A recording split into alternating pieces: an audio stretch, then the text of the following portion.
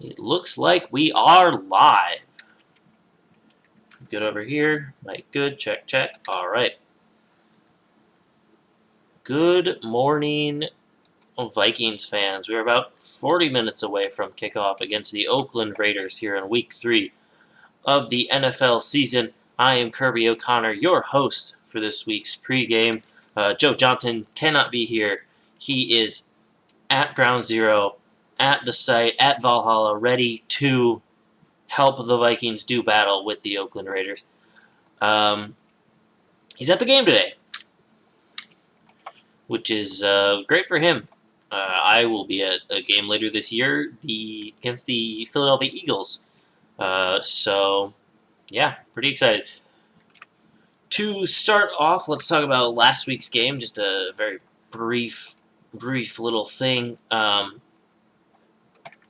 We went down against the Green Bay Packers. Really, we lost in the first quarter. We gave up 21 points on some pretty poor play, and then we outplayed them for 3 quarters. Still end up only 16 points, down by 5. Some questionable officiating. I don't like to say that, but some questionable officiating. Some help for the Green Bay Packers from the men in stripes. But mostly bad quarterback play out of Kirk Cousins, poor defensive play to start the game, came out very flat against a very good Packers offense, played a lot of off-zone coverage. Rodgers did some nice play action. It was just not a good first quarter, not a good start to that game. So we're looking to change that this week. Eerily similar to last year's Week 3 against the Buffalo Bills, when we were coming off a tie in Lambeau. But it's slightly, I don't know, I guess it's slightly different because we lost last week, so maybe there's hopefully not as much of a hangover.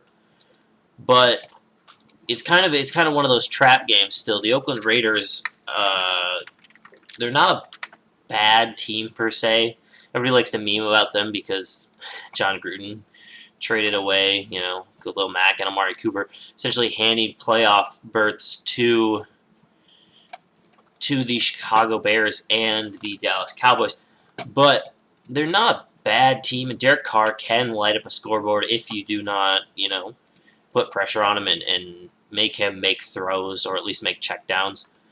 So this is going to be it's going to be a tougher game than I think people, realize. But I hope Zimmer and the staff has prepared the team to come out and play hard, because this is a game that we the Vikings should take pretty easily if they play up to their potential. Of course, me saying that, there's a good chance that they won't. There's a good chance that they'll just come out completely flat again. But we're going to hope that doesn't happen. To give a little preview on our opponents, the Oakland Raiders. Let me pull up their stats here. Skull, baby. Thanks, 10K Beers. Skull. That's the biggest thing. Showing support for your team. Oakland Raiders are 1-1, second in the AFC West. Their one win was against the Denver Broncos in the first week of the season. They lost last week to, if my computer will load it, they lost last week to Kansas City, 28-10. Let me open up that game too. I'm pretty sure that Kansas City just kind of took it to them in one quarter. 28-10, Kansas City scored all of their points. Oakland scored all their points in the first quarter. Kansas City scored all their points in the second quarter. So four touchdown passes from Patrick Mahomes in last week's game against the Oakland Raiders. Derek Carr coming off a 1 touchdown, 2 interception performance, 198 yards. Josh Jacobs, Oakland's leading rusher last week, had 99 yards on 12 carries. Darren Waller led them in receiving yards with 63 on 6 receptions. Darren Waller's a tight end, so we will have a little bit of we'll have our hands full a little bit, I'm sure. Fuller than I think people realize. But if we come out and play the way we played against the Falcons, hard and fast, and really we don't make mistakes, that we should be able to take this game pretty easily. Big news, though, for the Vikings. Cornerback Mike Hughes is active for today's game. It could be really huge, especially when we saw last week without Mackenzie Alexander. The team came out and played very, very flat, and I think very conservatively in the first quarter because they were worried about those deep passes. They were worried about giving up the big play. I mean, Derek Carr is no Aaron Rodgers, but he's still an NFL quarterback, so you still have to worry. But I think with Mike Hughes in there, it gives you a little bit more flexibility to be aggressive and play up to the level that you want to play at.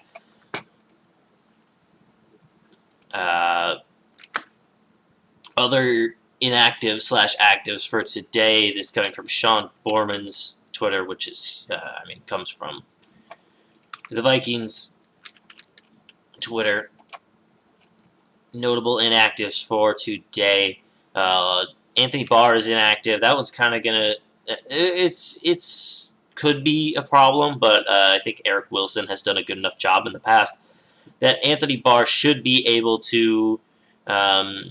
Anthony Barr's inactive, status for this game shouldn't be a big deal. We should be able to play around that. Guard Drew Samia, tackle Oli Udo, and center Brett Jones are all inactive. Hopefully we won't need those guys anyways. With a healthy O-line, I believe Elfline is active again today. Although I don't know that we want to see him. I thought Dakota Dozier did a great job last week. But I highly doubt they don't move with Elfline in the starting lineup today. D-tackle Armin Watson, D-tackle Jalen Holmes are inactive. Neither of those are surprising. They've been inactive for a bit now. Rolling with Shamar Stephen, Jaleel Johnson, Linval Joseph. Those guys on the inside is not surprising. It's not something we should necessarily worry about. The Vikings haven't done a bad job against the run so far this year. The thing I think that you worry about with those interior defensive tackles is, are they going to be able to put any pressure on the quarterback? Because I think that's they're there to stop the run, but I think they're also there to help put pressure on the quarterback, and we really don't get that very often. I think that's part of our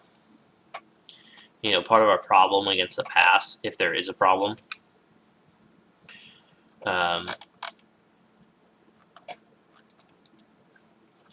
And cornerback Mac Alexander is out again. That one's not surprising either. We knew that was going to happen. Mac is going to be out for a couple more weeks, I think. So, yeah, it's almost full strength. A full strength offense, certainly. Anthony Barr out kind of sucks, but it's, again, not a huge loss with Eric Wilson being the player that he is. Eric Wilson did a nice job last year spelling Anthony Barr, and I think is just a lot better of a player than people give him credit for. For the Oakland Raiders, let me see if I can pull up their inactives for today.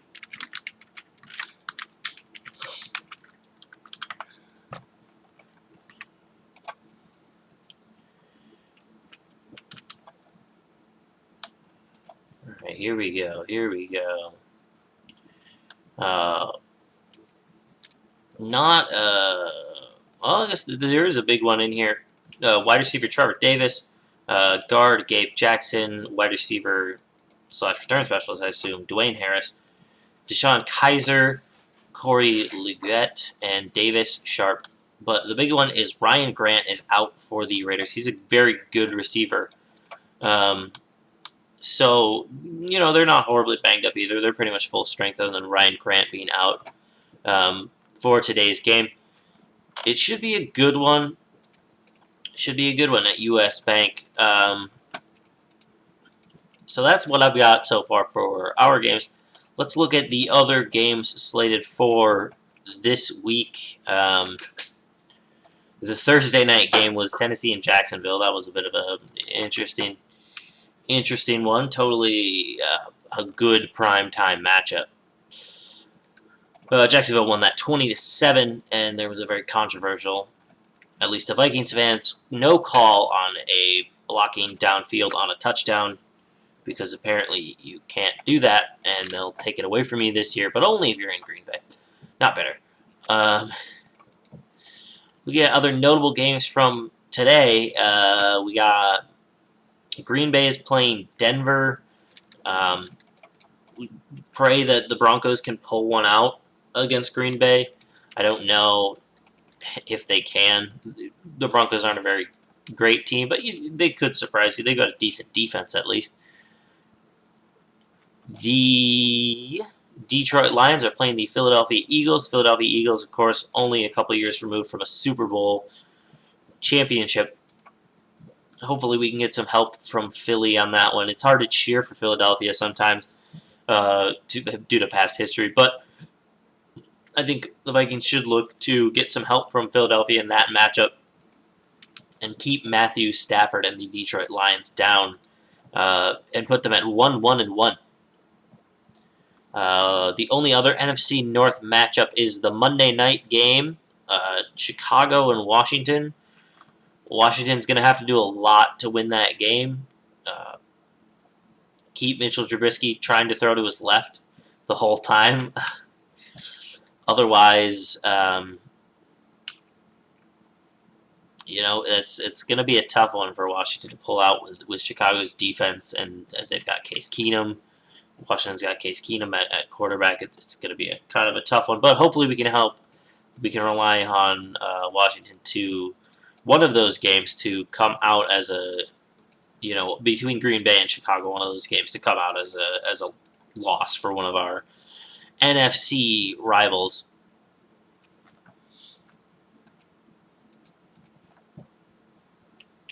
Looking at the Raiders roster, going back to the Raiders, it's hard to do this without show notes, by the way. Wasn't aware that I was doing pregame until a couple days ago. Looking at our opponents in the Oakland Raiders, though, Derek Carr is 45 for 64 on the year for 457 yards. He averages 7.1 yards per pass, 238 yards per game. He's only got a long of 43, so not terribly worried about the deep pass. 2 touchdowns, 2 interceptions. He's been sacked 3 times. He's got a total quarterback rating of 87.8, it looks like. Go Vikes. Yeah, buddy. Go Vikes. I don't think Derek Carr is likely to beat us, but he could. What I'm worried about when we're facing Derek Carr, a team like the Raiders and Derek Carr, is the short passes, actually, because the Vikings have a tendency to come out and play a little soft on the corners, play back and just not prevent the big play, which is good, but also it lets your opponent pick up first down after first down after first down, and then it gets them in field goal range, which could, potentially be the difference in the game. But I also understand, skull, baby. I also understand the strategy behind it of holding them to field goals, making them kick field goals. The Oakland Raiders field goal kicker is Daniel Carlson, former Viking, who did not have a great career in Minnesota, but of course goes to Oakland and is just apparently lights out. But if Daniel Carlson sees the field, a bunch of times today, I wouldn't necessarily be upset about it, because I think we have the ability to score a bunch of touchdowns, especially with Dalvin Cook in the backfield. Look for Cook to have another huge game. The Raiders' defensive line is not amazing. Their linebacking core is nothing special. They've got Vontaze Burfict, the bad man out of Cincinnati.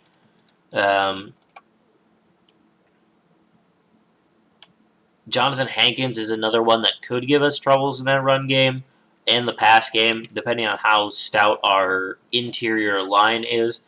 I know he's got a lot of talent, a lot of size. Look for him to mess things up, along with Clelin Ferrell, rookie defensive end out of, I believe, Clemson. he was drafted with the 4th pick and wasn't like the best. Like he was the 3rd best Clemson defensive lineman taken. He was taken at 4th overall. So that was interesting, but he's got a ton of potential. Oh, that's cool, ESPN. You're just gonna play a video.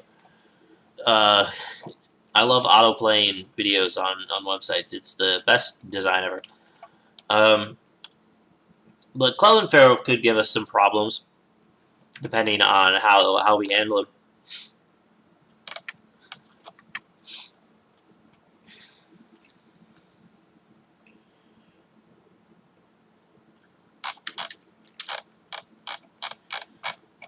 But we really should be able to.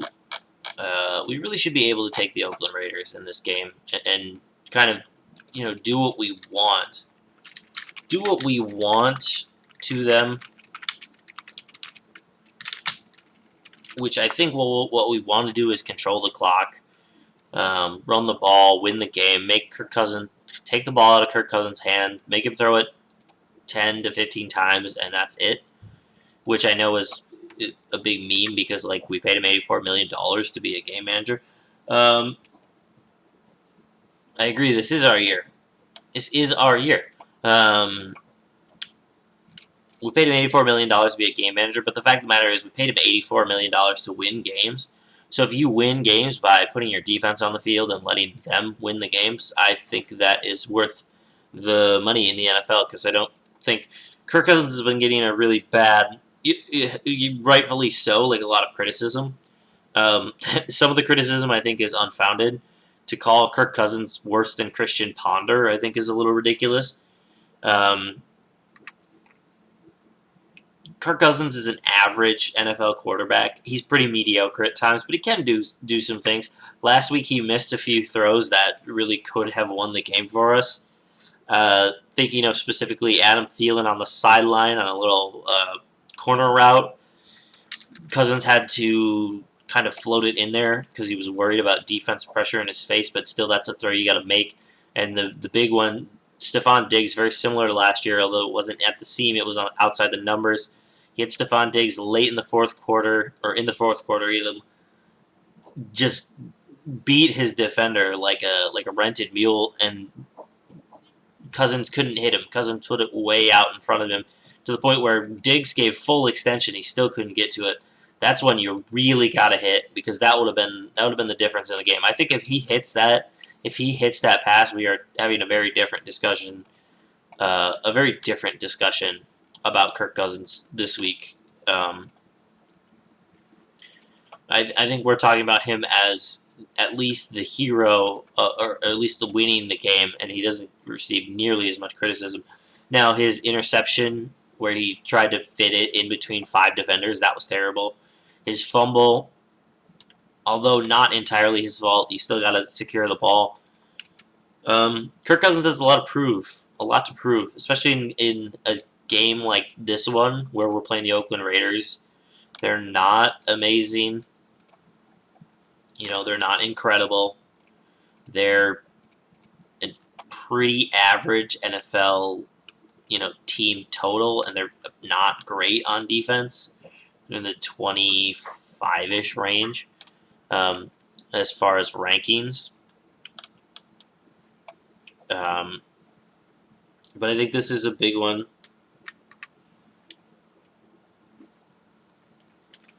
This is a big one for Kirk and the offense, especially the passing offense, because we've shown we can do it on the ground, but we got to show that we can make no mistakes through the air and still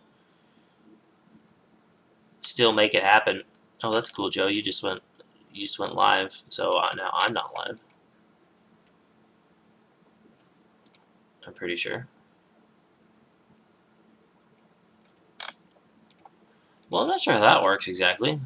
How am I still live?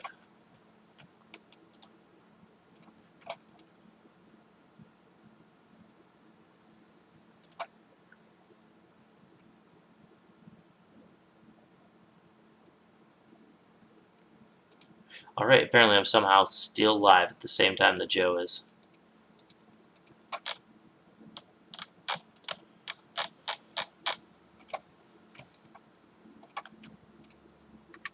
But anyways, a big game for Kirk Cousins and the Vikings today because I think they can really take advantage of this Oakland Raiders defense and roll through this one into Week 4.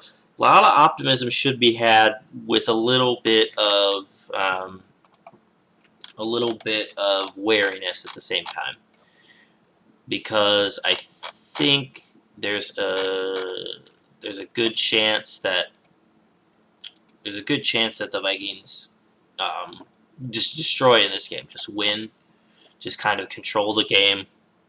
But there's also the possibility that they come out completely flat, get behind, and have to try to work their way back. If they win in that situation, they'll have to work their butts off, and it'll be kind of a letdown, to be honest, going into next week against the Bears at Soldier Field. But I think if they can roll, if they can do very well going into next week against the Bears, they have a very good chance to pick up some momentum, especially because we've got this game against Oakland, we've got at Chicago, at New York against the Giants. We've got a good chance to win this week. We've got about a 50-50, I would say, at Soldier Field, maybe slightly less.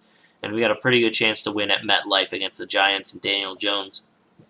But then Philly plays at US Bank Stadium. I'll be at that game. Hey. We got a good chance in that one, depending on how Philly's doing injury-wise. We got a good chance in Detroit. We got a good chance at home against Washington. It's going to be tough against Kansas City in Kansas City. It'll be tough against Dallas in Dallas. We got a good chance against Denver. It'll be tough against Seattle in Seattle. We should be able to beat Detroit in Minnesota.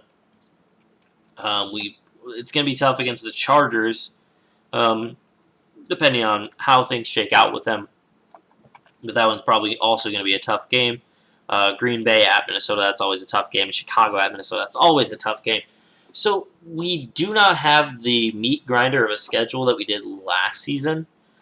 But this game right here could be a very pivotal. Week 3 is a huge, huge game that I don't think people realize, especially we don't have a bye week till week 12, so we kind of have to roll through some of these games and get some wins early because I think we're going to be, by that bye week, we're going to be pretty beat up, and then we have to go to Seattle, and that's always a tough one. We get, hopefully kind of a break depending on how Detroit's doing. They could be competing for the division, though, at that point. But then we have 3 very, very tough games to end the season. So I think week 3 here matters a lot more than people realize. And you saw how last year played out after we just got stomped by the Bills at home. It did not. We never really recovered from that game. We never really found it again. So this one will be a good matchup. That's pretty much all I got for pregame here. Joe is live with the smoke break, it looks like, or if he's trying to be, depending on how that Wi-Fi at US Bank Stadium stays up. But yeah, that's what I've got. I'll be back later for the post game and about the labor with Sean Borman. Sean Borman NFL on Twitter. He's a big deal. Hopefully talking after a Minnesota Vikings victory.